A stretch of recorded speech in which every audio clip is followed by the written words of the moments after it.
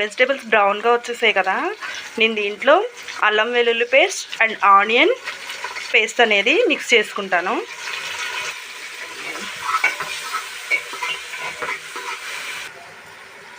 Biryani colour కోసం food colours అవి use చేస్తాను, నేను అది యూజ్ చేయను. కొంచెం పసుపు అనేది నేను యాడ్ చేస్తాను, కలర్ఫుల్గా ఉంటుంది.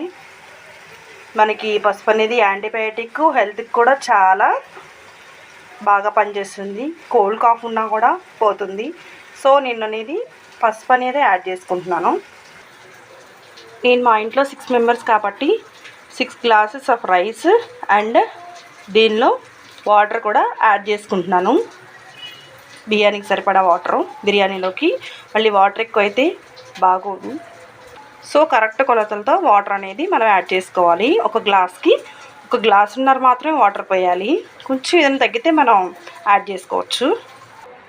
నేను ఫస్ట్